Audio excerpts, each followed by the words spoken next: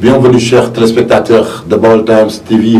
Bienvenue dans votre émission Question de l'heure. La Question de l'heure a le plaisir vraiment de recevoir sur ce plateau M. Talla Kane, qui est l'initiateur d'un nouveau projet dénommé Forever. Salam alaikum Talla, na nga def. Salam alaikum Mor. Salam alaikum les internautes de Baol Times TV.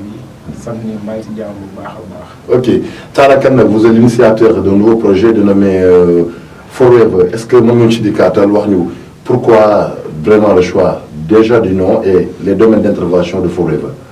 Effectivement, j'ai initié le projet Forever Group, qui est une agence de communication événementielle, audiovisuelle et de publicité. Juste Forever, man ñi ma xam carrément xam que ne man je suis le membre fondateur de Team Code 800 Events boo xamante ne def na fi activités ci wàllu événementiel. Du coup, j'ai fait mes études en marketing et communication, raison pour laquelle je me suis dit pourquoi pas initier mon propre projet en communication, marketing, et que 808 warul nekk loo xamante ne dafay taxaw. moo tax ñu tuddee ko Forever, quelque chose boo xamante ne dafay continuer à vie, loo xam ne pour éternité la. Parce que tamit nekkul à la fin de nos études que la ñuy commencer di liggéey, mais juste que li may wax à chaque fois, l'entrepreneuriat n'est plus un choix, mais une obligation que nous devons créer nos propres entreprises. Raison pour laquelle ma lancé Forever Group. Déjà Forever domaine d'intervention yu bëri na. Déjà en événementiel dañuy organiser ay événements. En plus ku am événement bëgg visibilité, on peut faire un partenariat comme ça ñu gérer ce événement. Groupe la boo xam ne je suis le PDG.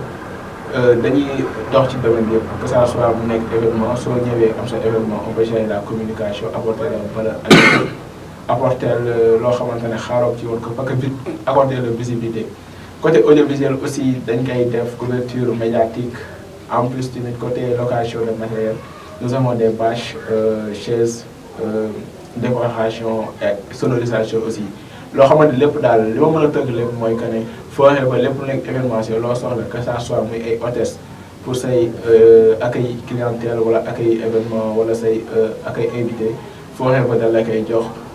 soo soxlawee tamit que ça soit muy communication globale événementiel politique et tout ce qui est communication en général Forever daf koy def ak benn professionnalisme ak benn équipe bu dynamique ak équipe boo xamante ne vraiment qualité lan lay jox. Et yaakaar naa ne dégg ngeen ko kooku moo nekk monsieur Talla Kane nekk le PDG de Forever nekk benn structure événementielle. Talla Kane gars yi bu ñu bëggee dem Forever fan mooy siège Forever nan la ñu mën a def ba am contact Forever. Déjà Forever c'est une entreprise présente dans 2 régions mu nekk Dakar ak Diourbel. Ici à Diourbel vous pouvez nous joindre sur 77 732 21. Bu fekkee à Dakar nous sommes à Liberté 6 sur ce même numéro, quel que soit foo mën a nekk ci Sénégal soo ñu contacter nous pouvons te servir ci li nga bëgg. Mais avant de terminer yaakaar naa sa dernière question nga tàggatuwaale lan mooy sa objectif lan nga bëgg fi mu ne instant bi atteindre. waaw effectivement objectif bi rëy na parce que je veux faire Forever Group benn empire laa ko bëgg a def à l'image de Youssou Ndour comme il a fondé aujourd'hui son empire. C'est ça que je veux actuellement loolu mooy projet bi. En plus mënuma terminer émission bi sans pour autant lancer un message à tout surtout ici à Diourbel.